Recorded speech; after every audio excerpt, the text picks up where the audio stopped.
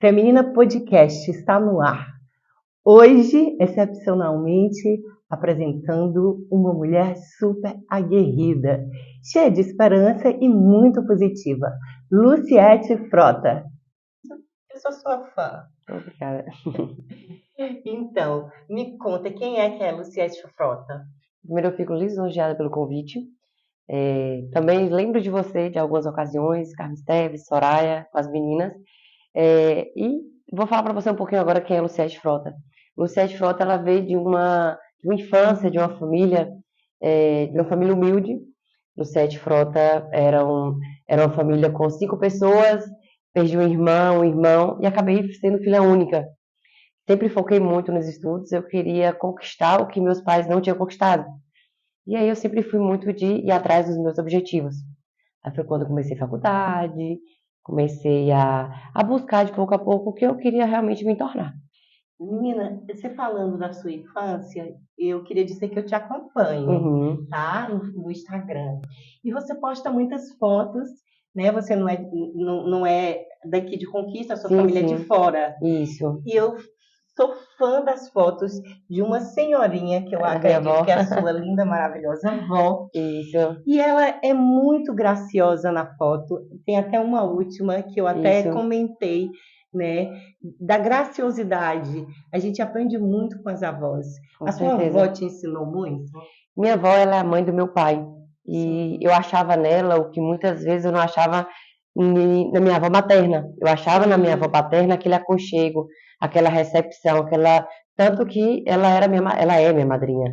E toda vez que eu chegava para visitar ela, sempre era aquela festa. Você chama ela de vó ou de Dinda? Eu chamo ela de vó. De vó. Tá hoje com 96 anos. Todas as vezes quando eu vou em Caeté, eu faço questão de visitar lá na roça, que é onde ela mora. Sim. E a alegria minha é sempre estar visitando ela. E essas viagens que você faz, elas te reconectam com aquilo que você é, com a sua essência? Isso. Quando eu planejo as viagens, eu faço mensalmente. Eu trabalho lá, eu trabalho com harmonização facial em Caeté e em Guanabi. E aproveito, vou ver minha avó, vou ter o tempo em que eu consigo estar mais próximo da família. Porque aqui em Conquista eu não tenho família. Não tinha, agora eu já tenho. Mas antes, como eu não tinha família, aí eu sempre gostava de ir, aproveitava para trabalhar e, claro, estar perto da minha família, principalmente da minha avó, que E eu você era faço uma menina questão. danada? Uma criança danada? Uma menina danada? Misericórdia, botava fogo. Teve uma vez que eu queria passar uma bicicleta por cima de um muro de 2 metros de altura. E eu consegui passar. Não me pergunte como, mas eu sempre fui muito danada. Então você nasceu em Caeté. Nasci em Caeté, fiz minha faculdade, metade da faculdade em Montes Claros, e transferi para cá para terminar a outra faculdade. A metade, o restante que faltava. E a sua adolescência? Lá em Caeté tinha festa, você saía? Minha adolescência ela foi um pouquinho mais complicada, porque foi bem no período que eu perdi minha irmã. Minha irmã na época tinha 15 anos, eu tinha 13 anos. Então eu já tive mais um pouco de dificuldade. Meus pais extremamente ciumentos, porque como já teve a perca da minha irmã, tudo para eles assustava. Então eu tive uma adolescência assim, até eu começar realmente ter mais, sair, curtir, foi mais uns 20 anos, mais para frente um pouquinho. Foi Sentiu muita quando falta da irmã? senti, até hoje eu ainda converso com as meninas. É algo que eu acho que ainda precisa ainda fazer uma Fazer uma terapia, terapia. porque era a única irmã. Eu tive um irmão, só que o irmão não tive tanto convívio. E ela eu já tive Sim, mais convívio. Eu tinha 13 anos, ela tinha 15. sim, Não, muito próximo, muito né? próximo, muito próximo. E logo depois que ela veio a falecer, a minha família separou. Aí foi um Sim, baque pra mim. sim. E aí eu peguei do baque de todas as dificuldades e fui pra frente. Mas no momento, você teve que se reinventar, né? Nesse momento aí. Sim, eu tive O que muita que você fez? dificuldade. Viajou? Ó, eu tive muita dificuldade porque eu ficava no meio do meu pai e da minha mãe, porque eles estavam em Sim, processo de separação, eu era a única filha e eles não conseguiram muito distinguir, me proteger, né, tipo, naquele período. sim, sim, E ir para fora, e fazer faculdade fora, e correr atrás do meu objetivo, o que ninguém da minha família nunca tinha feito, ninguém nunca sim, tinha feito faculdade, ninguém nunca sim. tinha saído para fora. Eu falei, não, eu vou fazer. Foi também uma fuga. Sim. E aí eu super me encontrei. Você já tinha essa noção de que se você fosse estudar, você iria ficar livre e seria alguém na vida, no sentido de profissional, por exemplo? Na realidade, artista? na realidade, meus pais, principalmente meu pai, ele sempre foi muito acomodado. Ele acreditava que aquela vida para ele estava bom, só que eu nunca concordei. E quando eu falava com minha mãe, ela já me apoiava. Sim. Apesar da condição dela financeira não ser tão favorável, mas ela sempre se esforçou, ela sempre fez de tudo para tentar que eu realmente saísse. Porque até então ela não concordava que eu ficasse ali naquele mundo preso, que era o que toda a minha família passava. Todo mundo ficava ali. Fazia ensino médio, depois do ensino médio ia trabalhar em alguma loja, ganhar um salário e estavam satisfeitas.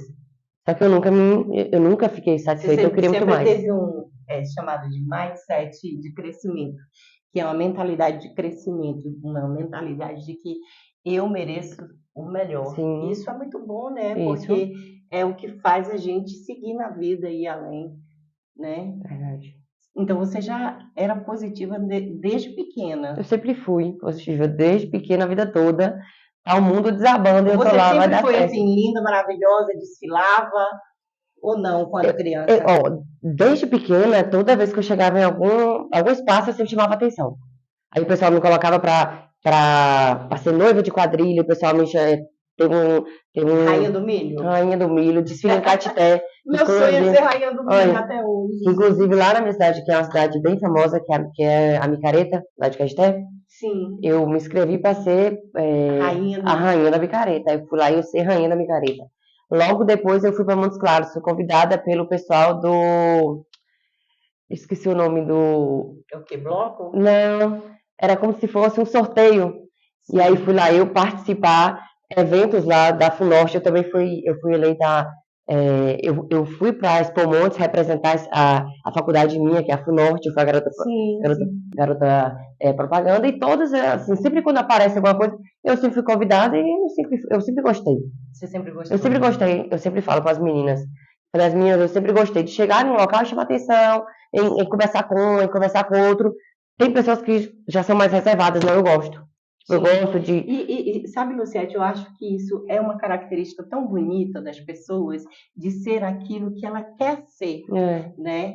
Eu acho que desde criança, quando a gente já desponta a fazer esse tipo de ação, de desfile ou de concurso, é porque, de fato, a pessoa tem um DNA para o sucesso, ela já nasce brilhando. Então, qualquer coisa que ela for fazer na vida, ela pode até não ser artista, mas qualquer coisa, qualquer profissão, ela vai se destacar. Conta um pouquinho dessas felicidades que a gente tem, né, durante essa época que a gente se descobre como mulher. Vou falar um negócio para vocês. Se teve alguém que já aproveitou a vida, foi Luciete. Eu era muito namoradeira, mas assim, Luciete namora muito. Mas assim, eu sempre fui muito assim, eu achava um charme chegar algum homem com todo cheio de graça pra mim, eu dar a tirada nele. Tipo, eu não querer ele. Não quero. Achava um charme. Dava muito difícil. Dava. Eu adorava. Se tinha algo que aumentava meu ego, era fazer isso. Mas em relação a ser namoradeira, a ficar paquerando um e outro... Mas gostava de dançar e sair. Muito. Sempre gostei. Cheguei aqui em Conquista... Encontrei algumas amigas que aí elas te botaram no mau caminho, a culpa foi delas. Não foi minha. Eu sempre falei que não. Eu até sei de quem não foi culpa minha. Não, obrigada aí. Brincadeira à parte, mas assim, eu sempre tive alguns preconceitos. Por exemplo, eu nunca paquerava pessoas de mesmo ciclo. Por exemplo, se fulano é primo de não sei quem, eu nunca paquerava. Eu tinha um preconceito, não sei porquê, eu tinha um cisma. Porque eu ficava com medo de alguém falar, eu já peguei, outro eu já peguei. Sim. Nunca quis isso. Mas vira e mexe, eles se conheciam. E aí que eu falava, poxa, errei de novo. Fui lá eu ficar com pessoas que se conheciam. Você não tem dedo podre? Não? Tem, amiga? Não, né? Agora, eu acho que já tive bastante. Acho que toda mulher tem esse dedinho podre, assim, quando tá iniciando a vida de mulher, sabe? Sempre quando escolhe o homem. Misericórdia. Falando de dedo podre, tive sim um dedo muito podre, mas graças a Deus já superei, já passou, amém, mas já passei. Eu tive experiências que me fez mal, Sim. Mas foi um relacionamento que eu aprendi muito. Sim, Eu aprendi muitas coisas. Inclusive, uma das coisas é: o problema não está em mim, o problema está na pessoa. Quando a gente começa a perceber alguns detalhes e diferenciar, a gente começa a se culpar menos. Porque assim, quando termina um casamento, você quer entender a causa. Sim. Tanto a pessoa, o homem quanto a mulher, ou até mesmo o namoro. Quando há sentimentos, as pessoas querem entender o porquê. E aí muitas vezes a mulher tenta se culpar, né? Acontece muito. Isso é uma questão até cultural, porque a gente sempre foi criada nessa coisa de ser culpada sempre sobre tudo, né? Sim, sim. Eu também já me senti culpada quando eu me separei, né? E acho que toda mulher se sente um pouco culpada. Uma hora ou outra ela se sente culpada, depois... Como também se sente culpada quando vai deixar o filho na escola pela primeira vez, né? Quando tem que voltar para o trabalho. Né? Ou então tem que trabalhar e tem que deixar o filho em casa chorando porque quer a mãe. Isso. Acontece muito. Nossa, como que a mulher se sente culpada nesse momento? Né? Ou então, é uma coisa que eu sempre converso com minhas amigas. Você tá ali, você tem que trabalhar porque você é autônoma, você é responsável pelo seu lar, você é responsável pelas suas contas. Sim. E você também tem que dar atenção para seu filho. Só que você fica, trabalha, a criança em cima querendo brincar com você, às vezes você não tem tempo para brincar, e aí chega uma hora que você para e fala, meu Deus, em que eu tô errando, a culpada sou eu.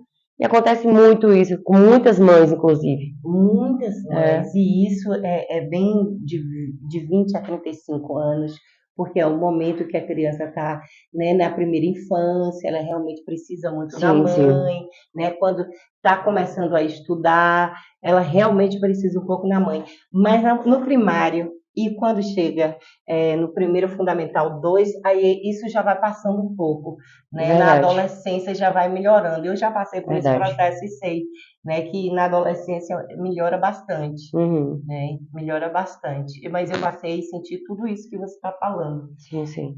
Qual foi o momento mais feliz desse momento assim de faculdade, de ser mulher? O que você? O nascimento de Heitor, o nascimento do meu filho. Como foi? Me conta. Eu fiquei noiva, mas a gente até então não tinha planejado eu ter filhos naquele momento, até porque eu estava quase acabando a minha faculdade. Sim. Aí aconteceu. Você ficou grávida durante? Durante a faculdade. Minha filha também. Eu ansiosa para terminar a faculdade. Eu super ansiosa para terminar a faculdade, porque eu já tinha vindo de uma transferência, eu não queria passar do tempo, né, de uns 5 anos. Sim. E aí eu, ansiosa, querendo terminar a faculdade, descobri a gestação. Quando eu descobri a gestação, foi uma surpresa tanto para mim, quanto para o pai de Heitor. Sim. Mas aí eu falei, eu não quero trancar minha faculdade, eu vou tentar conciliar a faculdade e a gestação. Como eu moro perto da faculdade, graças a Deus eu consegui fazer. Super. Que eu consegui amamentar Heitor, eu consegui terminar a faculdade e deu tudo certo. Mas o momento assim mais importante da minha vida foi o nascimento de Heitor, o nascimento do meu filho. Foi parto normal? Eu tentei normal. Eu pensei que ia ter normal a todo custo. Aí quando eu passei no médico, nem estava longe para ter o parto normal. Aí, como eu sofri muito, porque eu tive uma infecção bem no dia, eu optei por não colocar o feto em risco, né?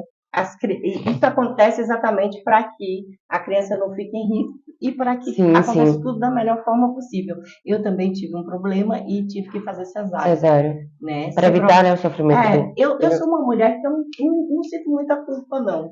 Eu sempre penso que quando uma coisa não acontece da forma que tem que acontecer, é porque Deus preparou dessa forma para que a coisa acontecesse da melhor forma possível. Sim. Sabe? Até quando eu tenho alguma intercorrência de saúde, eu sinto que foi Deus que colocou a mão para que eu contasse um pouquinho. Como foi que você soube do diagnóstico do câncer de mama? O câncer de mama, para mim, ele quando ele surgiu, em momento algum eu desconfiei de câncer de mama. Até porque sempre imaginei que câncer de mama era pacientes a partir dos 40 quando você faz a mamografia. Sim. Eu tinha isso em mente, eu acredito que 50% das mulheres também pensavam assim. Era somente a partir dos 40 que poderia ter câncer de mama. E aí, belo dia, eu fui sair para jantar, passei a mão no peito, fui sair para jantar, o bico do peito arrepiou, para não ficar com o bico do peito arrepiado, passei a mão no bico do peito. Para consertar, senti o carocinho. Liguei até para uma amiga minha e falei assim, tem um carocinho aqui, vou fazer ultrassom. Eu quase não uso o plano, vou fazer ultrassom. Fiz por fazer. E aí, quando eu fiz o ultrassom, fiz com Rubens, lá na Sonar. E aí, ele já me deu o laudo, porque eu sou muito assim, tem que fazer, então vamos fazer. Aí eu fui e fiz o ultrassom. Aí ele virou assim, ó, tô te caminhando pro mastologista. Eu falei, se é pro mastologista, alguma coisa não deu legal. Aí eu já abri o laudo, já encaminhei para vários amigos meus que são médicos, e aí eu já comecei ali a me preparar. Eu sabia que ia dar algo que não era tão positivo. Você deixou de ir pro evento que você estava indo? Não, fui plena e maravilhosa. Muito bem. Fui fina. E aí passei no mastologista. Como eu conheço bastante gente, no outro dia eu já estava com o mastologista, fazendo biópsia, mamografia, fazendo tudo. E aí a gente fez a biópsia. E aí. Foi tranquilo fazer a biópsia? Porque assim. Foi porque na minha cabeça não ia. Porque tem muita gente que tem medo de fazer por conta do resultado. Não. Mesmo sabendo que aquilo ali pode resolver a vida. Isso. Mas a pessoa procrastina. Só que o médico falou, tem que fazer a biópsia. Se a pessoa chega em mim, tem que fazer, tem que cuidar, eu não questiono, eu vou fazer o que tem que ser feito. Você acha que isso é da sua personalidade ou é Sim. porque você é dentista e conhece o universo da saúde? Não. Sempre quando fala pra mim, você precisa fazer isso, tem que fazer. Sempre foi assim? Eu vou tentar fazer porque não tem outra rota, não tem pra onde você fugir. Se você fugir, você vai sofrer as consequências. Sempre foi muito direta assim? Fui. Eu sempre busco ser muito direta, tipo, em relação a fazer o que tem que ser feito. E aí eu fiz ultrassom, já imaginava que não ia ser algo legal, mas não imaginava que ia ser um câncer de mama, invasivo. E aí foi quando veio o susto, veio o chororô, passei mal, todas as meninas que estão aqui comigo, elas estavam junto comigo. Como foi isso de estar junto? Você ligou no dia? Eu já tinha falado para todas que eu estava esperando, que eu tinha feito o exame, que eu estava esperando um resultado. Mas assim, até então não foi aquela empolgação, aquele medo todo, porque eu pensei que ia ser um exame normal, não ia ser nada. Nunca imaginei que iria ser um câncer de mama. Ficou preocupada? Sete, cuidado, não sei. Elas têm um ponto bem característico. Quando elas estão preocupadas com alguma coisa, elas não passam para mim. Elas não ficam me assustando. Sim. Mesmo que elas estavam preocupadas, elas conversavam entre si, mas ninguém me passou. Depois você me passa os WhatsApp dela, tudo, vai ser tudo minhas amigas. Juro pra você. Eu quero. Juro. O que você fez para conquistá-las, amiga? O que você fez para conquistá-las? Porque você não é daqui de conquista. E ela tornou amiga de você. O que foi? Eu acho que eu fui eu mesma com todas. Sim. Eu sempre busco... quando eu sou amiga da pessoa, eu sempre gosto. Você alimenta essa amizade? O tempo todo, estamos aí brigando, fazendo as pazes. É porque amiga é isso, a gente briga. Com certeza. Né? Briga. Mas me conta assim, e aí você contou para elas quando... Aí elas foram para minha casa, aí eu liguei para um amigo meu, que tem um cara muito especial, e eu liguei para ele e falei assim, ó, a biópsia saiu, não vou olhar não. Eu fiquei naquela, ele, moça, abre logo esse negócio, eu falei, não vou abrir não. Aí já fiquei no estado assim de não querer abrir. Quando eu abri, já veio o chororô. Aí eu falei, perfeita, carcinoma. Eu falei, lascou Bahia. Aí começou o chororô, fiquei de diarreia. Nossa! E assim, eu fiquei muito ansiosa. Só que as meninas foram lá pra casa, eu lembro até hoje. E aí elas começaram... Conseguiu dormir à noite? Engraçado. Nessa noite? Tranquilo. Assim, agora, no final de tudo, que eu comecei a ter um pouco de insônia. Mas no período eu dormi tranquilo, eu não tive assim. Porque na minha cabeça era uma fase, vai passar e acabou. Sim. Até então eu não tinha dimensão do que era realmente, o que eu iria passar. Sim. O que é realmente um câncer, sabe? Então eu tava ali levando mais serena. E aí depois dali, comecei a seguir muitas mulheres que tinham câncer de mama, que estavam passando por aquela situação. E teve uma moça em especial, eu não lembro o nome dela, pelo Insta, mas ela fala assim, ó, eu tive o diagnóstico de câncer de mama, mas quem escolhe como vai passar sou eu. Tem um dizer que é do Sartre, que as pessoas usam muito, e as pessoas costumam dizer assim, eu sempre digo, não, como é que eles falam? Eu costumo dizer, eu acho isso lindo, porque as pessoas falam assim, eu costumo dizer que, e fica parecendo que a frase é dela, quando a frase é de Sartre, que é o seguinte, não é a forma como você vê o problema, mas a forma como você vai enfrentá-lo. O problema. Né? É uma coisa assim, que é bem mais mais claro em relação ao que você está dizendo. Que não é o problema, mas sim a forma como você vai encarar. E que bom que você encontrou essa menina, né? Sim, sim. Aí, daquele período para cá, resolvi passar por todo esse processo que eu saberia que eu iria ter minhas dificuldades, onde que veio também o laço entre as meninas. Eu lembro perfeitamente eu falando para elas. Eu falei assim, ó, eu faço o tratamento, faço o que tem que ser feito, mas não me bote para fazer quimioterapia, não. Porque na minha cabeça, quimioterapia, ficar careca, perder todos os cabelos.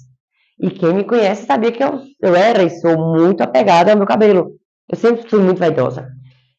É, deixa eu te falar. Você tinha um cabelo muito bonito, Tinha, né? E esse apegar ao cabelo não é só de você. Eu acho que é uma coisa que é de todas as mulheres, sim. né? A mulher se sente muito quando o cabelo dela não está da forma como ela gostaria que Sim, estivesse, sim. né? Mas eu já entrevistei outras mulheres que rapidamente se refizeram e ficaram até carequinhas e tudo, ficaram lindas. Mas eu, por exemplo, no meu caso, também sou muito apegada, né? E por meu problema eu tomo remédios muito fortes, então outro dia estava caindo muito, que eu comecei a ficar preocupada. Mas a mulher, de fato, ela é muito preocupada com o cabelo. Sim. Mas o cabelo nasce de novo, É. né? Cabelo nasce de novo. Você teve essa noção? Alguém chegou e te disse isso? Não. O que suas amigas disseram para você? Elas, Que elas te trouxe assim tentaram. para a real? Não, elas ficavam, Foram mas fofas? não, elas não, Foram moça, não vai fofas? precisar fazer quimio, não. Ah, mas você vai cortar o cabelo. E até hoje eu não sei como é que elas conseguiram entrar na minha mente para que eu cortei o cabelo, eu passei pelo processo, mas não foi algo que me atingiu tanto. Então, assim, sofri, mas pelo modo com que elas levaram, eu consegui passar pela fase mais tranquila, resolvi cortar o cabelo mais E que curtinho. bom que elas fizeram isso nesse momento. Até parece que são profissionais da área. Elas devem abrir uma empresa para dar apoio às mulheres. Aí foi quando elas cortaram o cabelo Uma comigo. clínica, né? Exatamente por isso. Foi. Essa leveza que fez com que vocês se enturmassem e resolvessem cortar o cabelo de Chanelzinho. De quem foi a ideia? O meu cabelo ele era muito grande, eu tinha que cortar Sim, ele. Até por sim. conta, quanto mais grande, mais pesado, mais denso, mais fácil para soltar. Então eu tinha que cortar Chanel. E aí eu falei, vou cortar esse Chanel. Você falou que ia cortar e aí depois elas falaram, nós também vamos. Aí eu falei, deixa de besteira. Só que até então eu nunca imaginei que elas iriam cortar. Eu falei, elas empolgaram e falaram que ia cortar só pra tentar me acalmar mais.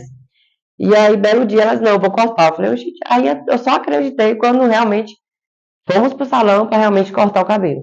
Ah, que lindo para a gente enfrentar os percalços. Você teve alguém que foi indiscreta, que foi chata, que falou, você está postando demais, porque você é isso, ela não fez isso não. Não Hum, apareceu isso para você não, né, amiga? não tive uma, eu tive várias. Sério? Várias pessoas que Para que são tá feio. Quem várias fez isso, para que tá pessoas feio. completamente indiscretas. Hoje mesmo, hoje, atendi uma paciente, fui atender uma paciente, entre uma conversa e outra, ela não, inclusive eu estava fazendo minha sobrancelha, uma mulher que eu estava fazendo minha sobrancelha falou, mas ela usou do câncer dela para ela ganhar audiência. Eu falei, tranquilo, eu desativo o meu Instagram, você passa pelo que eu passei, tá tudo ok, então. Mentira. Juro pra você. Então, coisa, foram que várias pessoa perguntas. feia. Várias. Gente, tem tanta gente no Brasil e no mundo que usa o Instagram exatamente da forma como você Pra está fazendo, conscientizar. não só para conscientizar, mas para inspirar outras mulheres que talvez não tenham a força que você tem para seguir adiante. Inclusive, se outras mulheres resolvessem compartilhar determinados assuntos, por exemplo, se estou passando pelo câncer, estou compartilhando com algumas outras pessoas.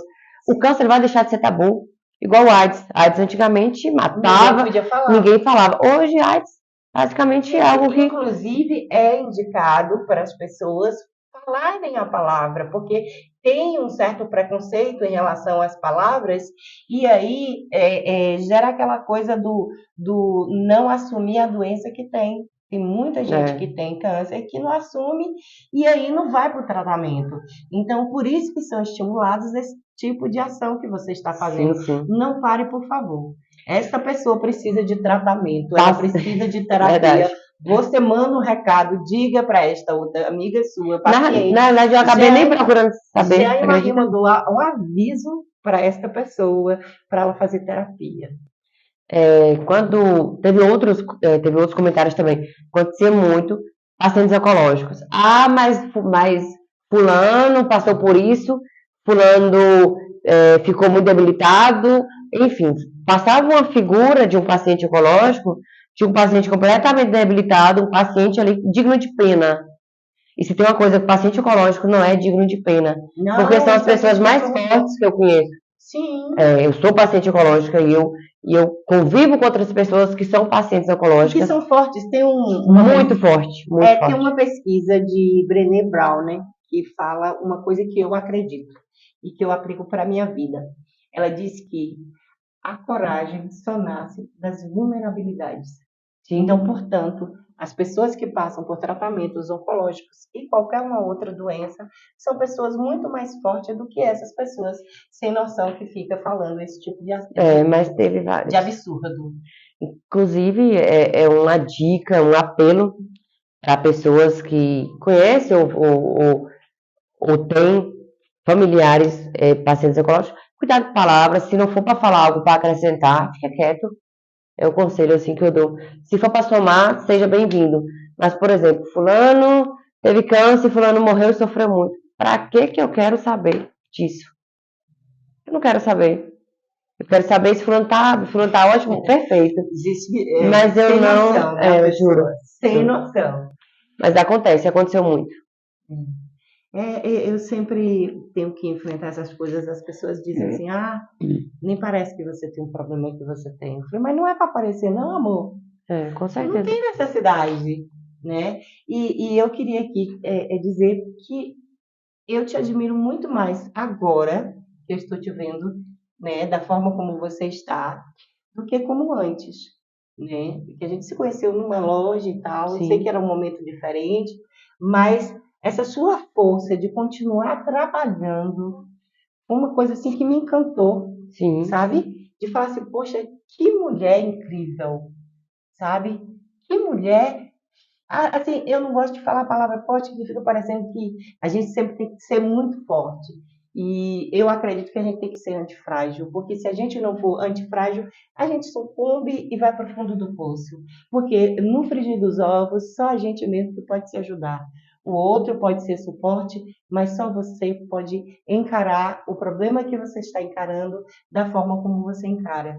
E só você pode dar essa configuração de positividade e conseguir o que você está conseguindo, né? É o que eu falei para você. Eu venho de família humilde. Quem sustenta a minha casa sou eu. Quem participa dos cursos do meu filho sou eu. Eu tenho que me manter. Eu sou autônoma. Então, se eu parar, beleza, estou fazendo tratamento ecológico, vou parar. E aí, como é que vai ficar minhas coisas? Quem vai pagar minhas coisas? Então, até para o meu psicológico, eu trabalhar ali, até para ocupar, vai me ajudar e me ajudou muito. Fiz tratamento, passei por todo o processo, trabalhei, já teve várias situações em que eu atendi, eu fiz a quimioterapia e fui atender. Várias vezes não era porque eu queria, não, eu queria estar dormindo, descansando.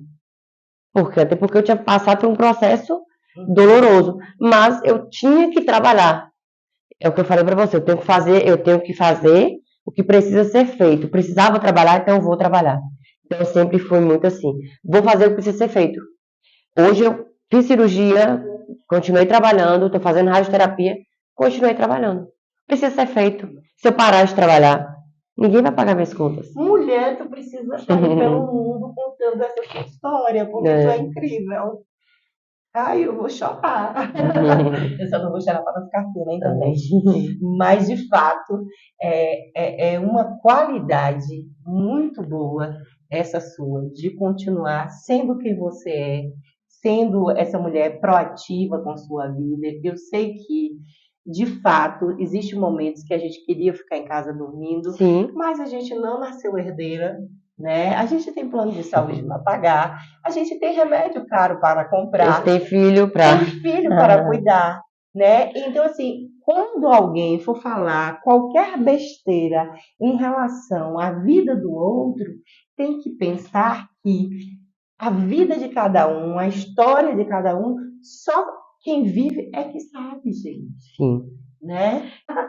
Deixa eu falar uma coisa. Aline, eu já te conheço, mas agora eu quero ser sua amiga.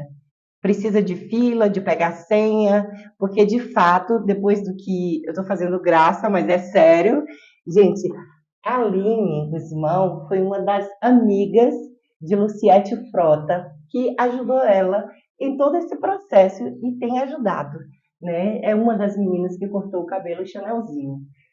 Eu amei aquela cena. Me conta como foi para você participar de um processo como esse.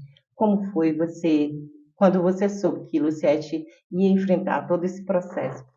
Me conta, o que você sentiu? Então, primeiro, obrigada pelo convite. Então, foi assim, Luciete, ela teve a suspeita, ela fez a ultrassom e avisou a todos nós, né? Mas ela é muito leve e ela leva graça de tudo, né? E aí ela avisou a gente que o resultado sairia tal dia. Quando esse resultado saiu, eu tive acesso a esse resultado porque ela me mandou o resultado antes dela abrir. Quando eu vi lá carcinoma, aí a gente uma ligou para outra e a gente Tem assim, um grupo no WhatsApp? tem um grupo que é carinhosamente chamado de cobras. Ah, eu quero ser uma das cobras. Olha Então, que ótimo, gente. essa rede de apoio dela é cobras. Eu acho bem bacana ressignificar a cobra, entendeu? Exatamente, porque a cobra, na verdade, ela tem um significado Sim, que é bem diferente desse que a gente usa aqui no Sim. Ocidente, né? sim. No senso comum. A cobra aqui é tida como um símbolo de traição, né? Sim, ela tem E outro significado. Tem, é sabedoria pura, né? Sim, sim. E nesse caso aí, Olha, elas são conhecimento, amiga. né? Claro que no caso de Luciete, as cobras têm um contexto Sim. muito particular, né? Acho que eu fui a primeira cobra, não foi? E aí depois você foi a cascavel. Porque eu tenho um jeito um pouco ríspido, não sei, um jeito bem peculiar de ser e de falar o que eu penso. Eu sou direta. Qual é o seu signo? Gêmeos. E aí, primeiro eu fui cobra e depois as outras cobras vieram chegando e aí a gente intitulou cada uma cobra e coube super bem os adjetivos, né? E aí, voltando a falar sobre esse processo de Luciete, no momento em que ela descobriu, nós fomos imediatamente para a casa dela e foi bem difícil. Assim, uma estava chorando no carro, eu estava tremendo, com dor de barriga, a outra ansiosa. Eu sei que Sem querer, inclusive, tá chorando para não. na frente dela ninguém transparecia nada. Sim. Então, quando nós chegamos lá, nós estávamos teoricamente fortes. E ela estava na cama, eu lembro que ela estava na cama e ela falou assim, deu ruim. Eu falei, e agora? Naquele momento, eu tenho um primo que é da área de saúde e, por coincidência, a esposa dele tinha acabado de passar por um câncer de mama. Eu fiz a ligação para ele e pedi que ele nos orientasse com relação a médicos, para onde ir, o que fazer, porque até então era algo novo para a gente, né? E Luciete estava, apesar de estar muito nervosa com a situação, até então ela estava segurando, né? E ainda naquele mesmo dia, no final da tarde, eu falei com as meninas, eu falei assim, olha, ela tomou a decisão logo cedo de cortar o cabelo, de diminuir, porque ela já sabia o que ela iria enfrentar, né? Sim. E eu falei com as meninas, eu falei, eu corto o cabelo junto com ela. Eu acho que simbolicamente representa muito para ela, até porque a gente sabe o tanto que o cabelo importa para ela, né? Assim como importa para a gente enquanto mulher, é a questão da vaidade, representa a vaidade. E de imediato todas nós concordamos, né? E aí isso aconteceu, acho que 2 dias depois que ela recebeu o diagnóstico, eu marquei um salão e fomos todas nós. A mãe dela também esteve presente, né? Sim. Porque a mãe dela mora em outra cidade. Sim. E aí a mãe dela esteve presente e eu acredito que ela só tenha se dado conta desse processo na hora que ela nos viu cortando o cabelo, porque ela até então não estava acreditando. né? E aí foi um momento que foi assim extremamente é, dolorido e emocionante pra gente. Eu chorei quando eu vi o vídeo, as fotos, né? E eu senti também uma força muito grande, né? De irmãs, Sim, né? Eu achei muito bonito. Eu acho que a cidade toda que viu. E que bom que vocês fizeram isso juntos, porque nada como a gente inspirar as outras pessoas com boas ações, né? eu acho que a partir daquele momento ali, ela ressignificou um pouco todo esse processo que ela estava, e aí ela teve um enfrentamento muito particular de Luciette, né? Eu digo que ela é diferenciada, porque a forma como ela conduziu do princípio até hoje, né, que ela está na rádio, com toda certeza é o que faz o diferencial. Mas essa rede de apoio dela faz parte, é tão importante quanto a administração medicamentosa, né? Então ela pode dizer que ela é uma menina de sorte sim, porque ela é muito amada, né? E a gente acolheu a todo instante. Estratégias de proteção, assim como para ela não saber que vocês tinham coisas para falar em conjunto? Sim, nós criamos um grupo, né, paralelo, grupo do qual ela não faz parte até hoje. E nesse grupo a gente organizou a logística dela durante todo o tratamento.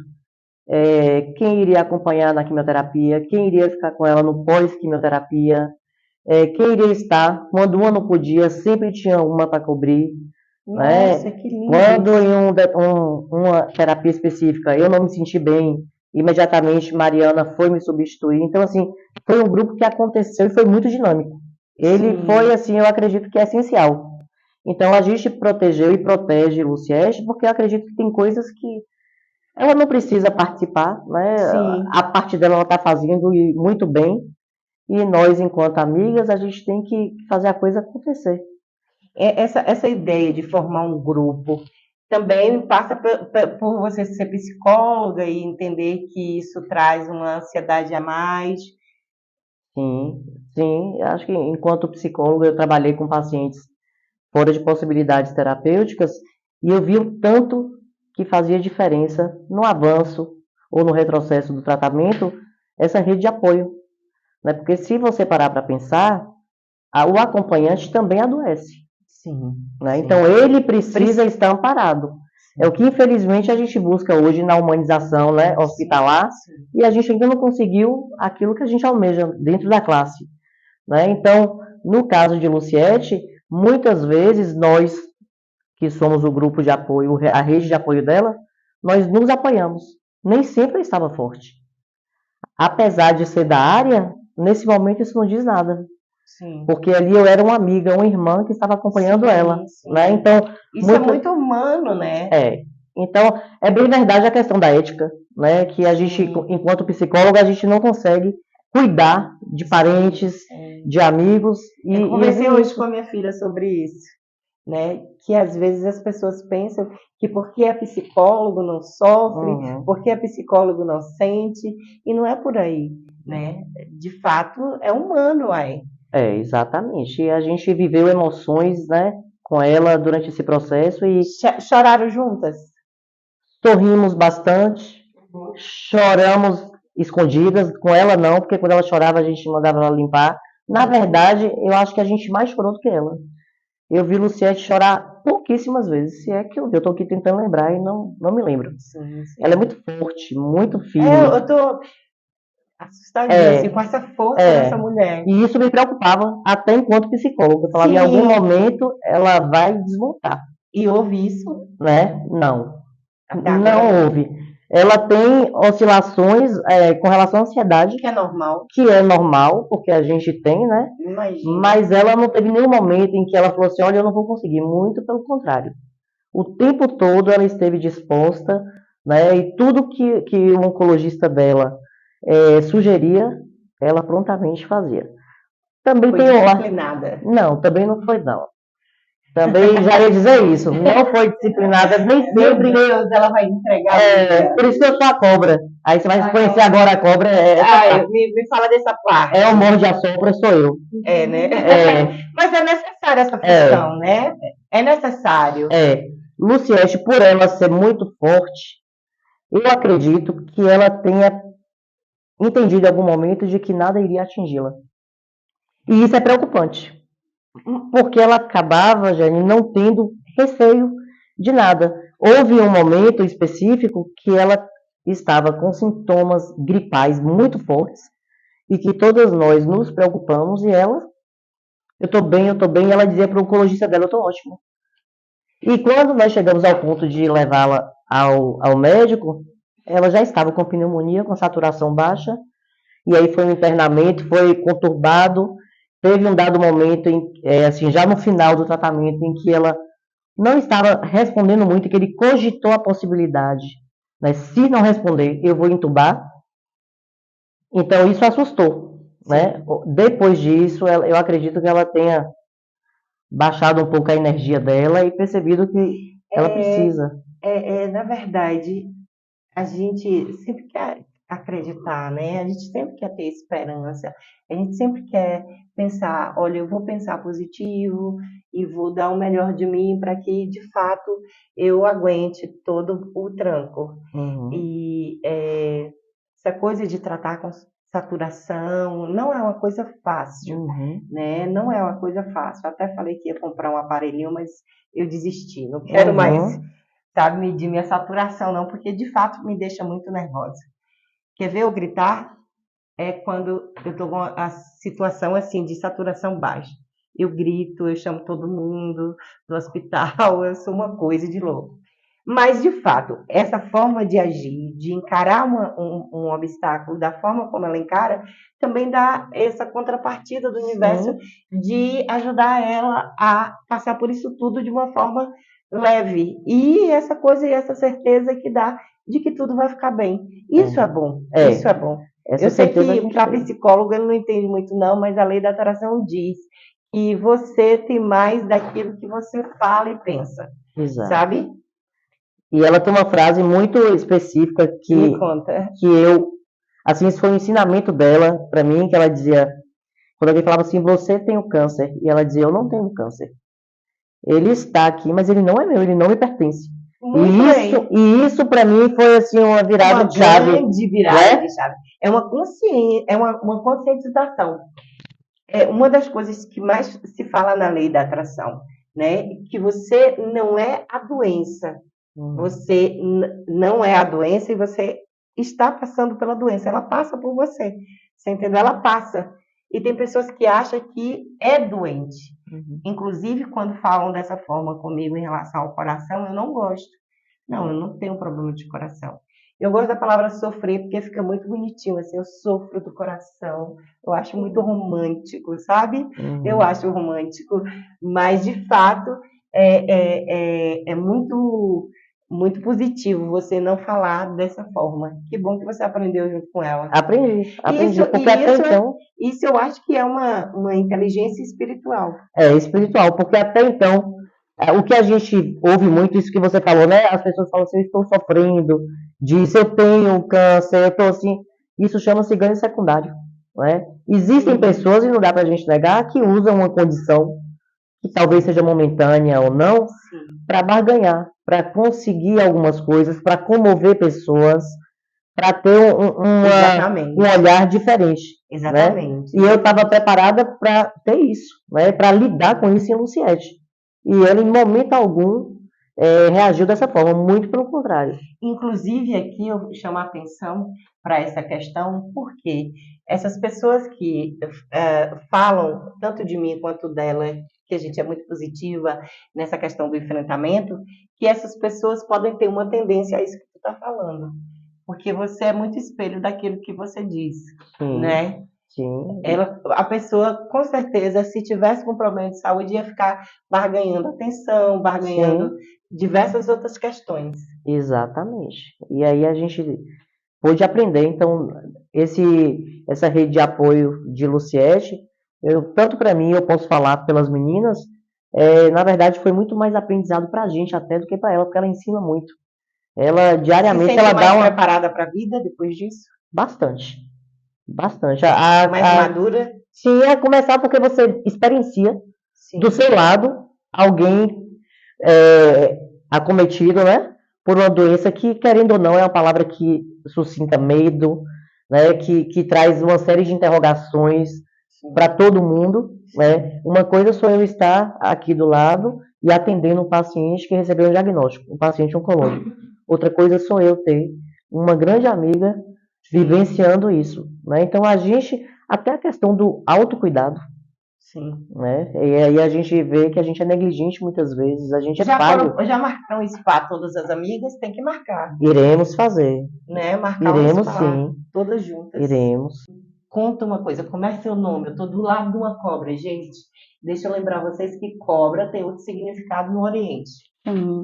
Eu me chamo Elaine, sou amiga de Luciete há mais ou menos 6 anos, mas eu acho que a nossa amizade realmente pôde ser demonstrada a partir de uma situação que eu passei na minha vida, que muitas pessoas não sabem, que eu tive um problema de saúde também, muito grave, e ela fez parte da minha vida nesse momento, em que eu não esperava que fosse tão presente, que fosse tão parceira, que fosse tão amiga, Que esteve lindo ao lado da isso. minha família.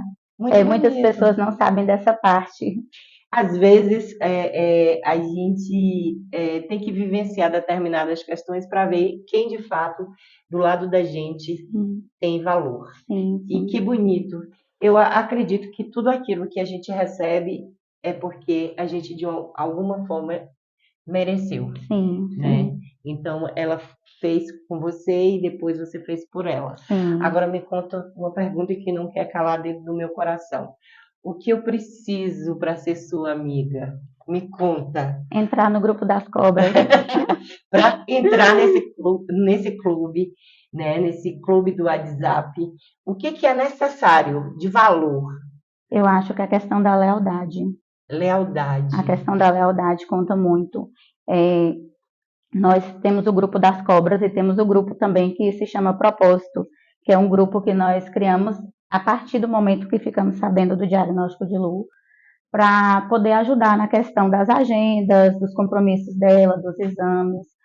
E eu pude perceber que as pessoas que estão ali naquele grupo são pessoas leais, são pessoas realmente que a gente pode contar em todas as situações. Não só com relação ao tratamento de Luciete, mas eu pude identificar que as pessoas que estão ali são umas pelas outras, não só com Luciete. Hoje nós contamos uma com a outra na necessidade, precisa de um carro emprestado, uma oferece meu carro, precisa de uma carona, precisa buscar o filho na escola. Então, está doente, está precisando de uma medicação, nós somos isso. Vocês ligam umas para as outras depois da meia-noite e dizem que é assim. Para Fofoca. você saber se a pessoa é sua amiga, você tem que ligar depois da meia-noite. Quem são as pessoas que você ligaria depois da meia-noite? Sim, eu tenho certeza que são as pessoas que eu posso ligar depois da meia-noite que vai me atender. Certeza absoluta. De tudo que vocês vivenciaram, qual foi o aprendizado que ficou disso tudo? Eu acho que a questão da força, como a Aline falou, Luciete é uma pessoa muito forte. Nós, ao que muitos pensam, nós somos a rede de apoio dela, mas ela muitas vezes foi nossa. Em várias vezes a gente, entre nós, ligamos, choramos juntas, para não chorar na frente dela, e na maioria das vezes ela estava ali forte, resiliente, e sempre determinada que ela ia passar por aquilo, que aquilo não era dela, e que ela iria vencer. Então eu acho que ela plantou essa semente em nós. Que lindo isso, né? Muito bonito, porque hoje em dia não se tem mais amizades como essa. Eu não sei se você sente isso.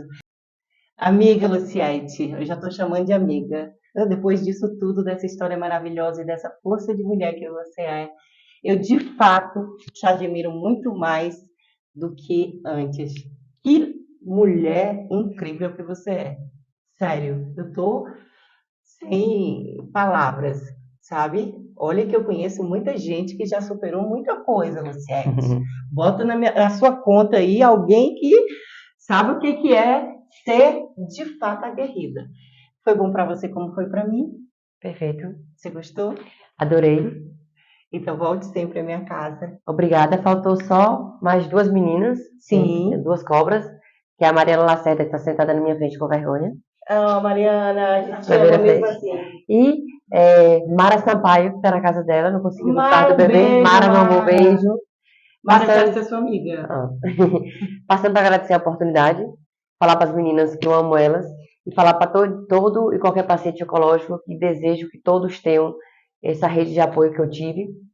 E falar que vai ser só uma fase, para não abaixar a cabeça e foguete não tem ré. É isso Sobre mesmo. isso. Mulher inspiradora.